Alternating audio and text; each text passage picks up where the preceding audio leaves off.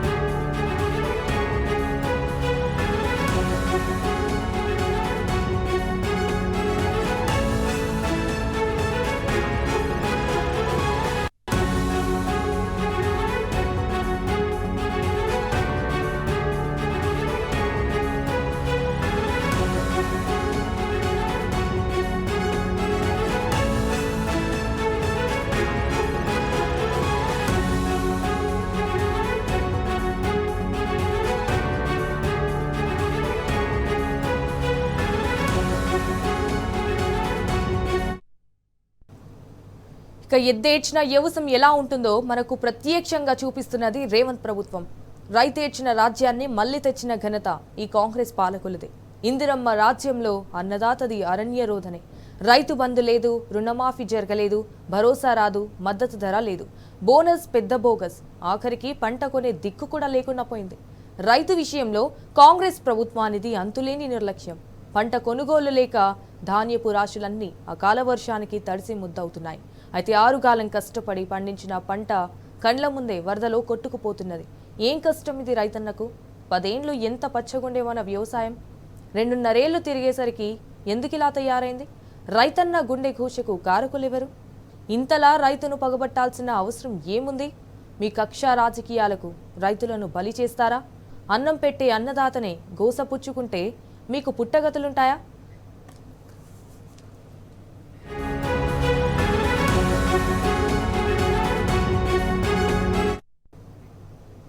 ఇదే విషయంపై will go back to మా ప్రతినిధి రవీందర్ లైవ్ ద్వారా అందించడానికి అయితే సిద్ధంగా ఉన్నారు.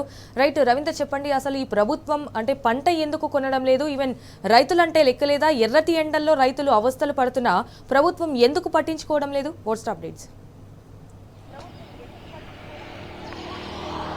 రైట్, దాదాపుగా ఇవాళ రైతాంగం అనేక సమస్యలపైన నీటుగార్చినట్టుగా స్పష్టంగా కనబడుతుంది. గత కొద్ది రోజుల నుంచి రేవంత్ రెడ్డి సర్కార్ వివరిస్తున్న తీరు పట్ల ఇటు ఉమ్మడి నిజామాబాద్ జిల్లా వ్యాప్తంగా ఎక్కడ చూసినా వరి ధాన్యానికి సంబంధించినటువంటి రైతులు పండించినటువంటి పంటను అమ్ముకోలేక తీవ్ర ఇబ్బందులు ఎదుర్కొన్న పరిస్థితి స్పష్టంగా కనబడుతుంది. గత కొద్ది రోజుల నుంచి కామారెడ్డి, నిజామాబాద్ జిల్లా వ్యాప్తంగా రైతులు అరిగోస పడుతున్నారు. ఈ నేపథ్యంలో నిజాం సాగర్ ఆయకట్టు దిగువ ప్రాంతంలో ఉన్నటువంటి అటు ఎస్ఆర్ఎస్పి ఆయకట్టు మొదలుకొని ఇటు నిజాం సాగర్ పర్యాయక ప్రాంతం వరకు దాదాపుగా 1,02,600 మెట్రిక్ టన్నుల వరి ధాన్యం కొనుగోలు చేయడానికి ప్రభుత్వం లెక్క కట్టింది. ఈ నేపథ్యంలో లెక్క కట్టినటువంటి ధాన్యాన్ని సకాలంలో కొనుగోలు చేయక, ముఖ్యంగా పండించిన ధాన్యాన్ని లిఫ్ట్ చేయక తీవ్ర ఇబ్బందులు ఎదుర్కొన్న పరిస్థితి స్పష్టంగా కనబడుతుంది. ఇక ఇవాళ జరిగినటువంటి ఇన్సిడెంట్ రైతు విసిగి వేసారిపోయిండు. గత కొద్ది రోజుల నుంచి రైతాంగం అనేక సమస్యలపైన దృష్టి సారిస్తామని చెప్తున్నటువంటి రేవంత్ రెడ్డి సర్కార్ పూర్తి స్థాయిలో విఫలమైందనడానికి నిదర్శనం ఇవాళ నిజామాబాద్ జిల్లాలో ఉన్నటువంటి నిజామాబాద్ రూరల్ నియోజకవర్గం జరిగిన ఇన్సిడెంట్ ప్రధాన కారణమని చెప్పవచ్చు. ఈ నేపథ్యంలో ఇటు బాల్కొండ నియోజకవర్గ వ్యాప్తంగా, అటు ఆర్మూర్ నియోజకవర్గంగా పెద్ద ఎత్తున గత కొద్ది రోజుల నుంచి మొక్కజొన్నకు పండించినటువంటి రైతులు, అదేవిధంగా వరికి సంబంధించిన రైతులు తీవ్ర స్థాయిలో నిరాశ నిర్లిప్తితో స్పష్టంగా కనబడుతుంది. గత కొద్ది రోజుల నుంచి వరి ధాన్యాన్ని కొనుగోలు చేయాలని, సకాలంలో ధాన్యాన్ని లిఫ్ట్ చేయాలని అనేక రకాలుగా రైతాంగం ఇటు ప్రభుత్వంపై ఒత్తిడి తీసుకొచ్చే ప్రయత్నం కనబడుతుంది. ముఖ్యంగా ఉమ్మడి నిజామాబాద్ జిల్లా వ్యాప్తంగా 6 కార్పొరేషన్ చైర్మన్లు, 3 ఎమ్మెల్యేలు, అదేవిధంగా 3 ప్రభుత్వ సలహాదారులు ప్రాతినిధ్యం వహిస్తున్నారు. కానీ వాళ్ళ రైతులు నట్టేట ముంచే ప్రయత్నం స్పష్టంగా కనబడుతుంది. ముఖ్యంగా రైతులు పండించినటువంటి ధాన్యాన్ని కొనుగోలు చేయలేని పరిస్థితికి ఏర్పడుతుంది. విసిగి వేసారిపోయినటువంటి రైతులు ఆత్మహత్య యత్నానికి పాల్పడుతున్నారు. ఇవాళ తెలంగాణ ఉద్యమ స్థాయిలో రైతాంగం పోరాటం కొనసాగుతుంది. ముఖ్యంగా చిన్న సన్నకారు రైతుల పరిస్థితి అత్యంత దారుణంగా ఉంది. పండించిన ధాన్యాన్ని సకాలంలో కొనుగోలు చేయడం లేని ఆగ్రహం వ్యక్తం చేస్తూ ఇప్పుడు నిజామాబాద్ జిల్లాలో ఉన్నటువంటి ఇందల్వాయికి సమీపంలో ఉన్నటువంటి ఎల్లారెడ్డిపల్లిలో జరిగిన ఇన్సిడెంటే ప్రధాన కారణం కావచ్చు. ఈ నేపథ్యంలో రైతు గత కొద్ది రోజుల నుంచి తమకు పండించినటువంటి ధాన్యాన్ని సకాలంలో కొనుగోలు చేయాలని, షరతులు లేకుండా ధరను ఇచ్చి ప్రభుత్వం ఏదైతే మద్దతు ధర తెలిపిందో 2,600 రూపాయలు చెల్లించాలని కోరుకుంటున్నారు. ఈ నేపథ్యంలో ప్రభుత్వం వ్యవహరిస్తున్న తీరు పట్ల అనేక చోట్ల వివిధ చిన్న చిన్న కొరవీలు పెట్టి సకాలంలో ధాన్యాన్ని కొనుగోలు చేయక, కొనుగోలు చేసినటువంటి ధాన్యాన్ని లిఫ్ట్ చేయక తీవ్ర స్థాయిలో ఇబ్బందులు ఎదుర్కొంటున్న రైతులు తమ సమస్యను పట్టించుకోవడం లేదని ప్రభుత్వం పైన దుమ్మెత్తి పోస్తున్న పరిస్థితి స్పష్టంగా కనబడుతుంది. చిన్న సన్నకారు రైతుల పరిస్థితి అత్యంత దారుణంగా ఉంది.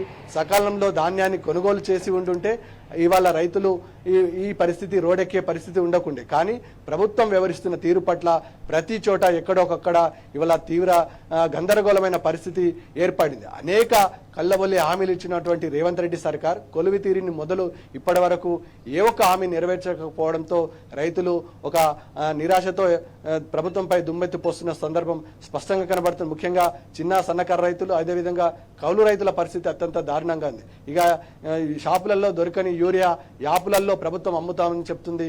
యాపులో ప్రభుత్వంకి సంబంధించినటువంటి కొనుగోలు ప్రక్రియ కొనసాగించాలని, ముఖ్యంగా ఓటీపీల ద్వారా, ముఖ్యంగా యూరియా బస్తాలు యాపుల ద్వారా అందించుకోవడం పట్ల రైతులు తీవ్ర నిరాశ నిర్లిప్తతో ప్రభుత్వంపై ఆగ్రహం వ్యక్తం చేస్తున్నారు. ముఖ్యంగా ఇవాళ అనేక కొరువులు పెట్టినటువంటి రేవంత్ రెడ్డి సర్కార్ ప్రభుత్వం అవలంబిస్తున్నటువంటి కుటిల రాజకీయ నీతి పట్ల రైతాంగం హెచ్చరిస్తుంది. పలుమార్లు ఇదే అంశం పైన ఇటువంటి దండవైఖరి అవలంబిస్తున్నటువంటి ప్రభుత్వం పైన ప్రతినిత్యం దుమ్మెత్తి పోస్తున్న సందర్భం స్పష్టంగా కనబడుతుంది. ముఖ్యంగా ఇటు నిజామాబాద్ జిల్లా, అటు కామారెడ్డి జిల్లాలో రైతులు తీవ్ర స్థాయిలో ఇబ్బంది పడుతున్నారు.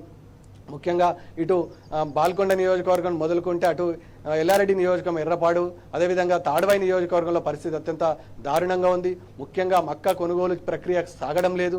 మక్కను కూడా ఇవాళ దాదాపు లక్షలాది మెట్రిక్ టన్నుల మక్క గోడౌన్లలో నిలుగుతున్నది. ముఖ్యంగా ఇక్కడ ఉన్నటువంటి రైతాంగం ఒకటే చెప్తున్నది, ప్రభుత్వం సకాలంలో కొనుగోలు చేసే ప్రక్రియను ఊపందించుకోలేక ఇవాళ తీవ్ర స్థాయిలో ఇబ్బందికరమైన సిచ్యువేషన్ ప్రభుత్వం కావాలనే నెట్టే ప్రయత్నం చేస్తుంది. బోనస్ ఇస్తామని చెప్పింది, బోనస్ ఎగ్గొట్టింది. ముఖ్యంగా బోనస్తో పాటు అనేక హామీలు ఇచ్చి వాళ్ళ తప్పించుకుని తిరుగుతున్న పట్ల రేవంత్ రెడ్డి సర్కార్ పట్ల ప్రభుత్వం తీవ్ర స్థాయిలో ఈ రైతులకు ఇబ్బంది కలిగిస్తున్న అంశం పట్ల రైతాంగం ఎక్కడికక్కడ నిలదీసిన సందర్భం స్పష్టంగా కనబడుతుంది. Okay, all right, Ravinder, thank you for the live updates.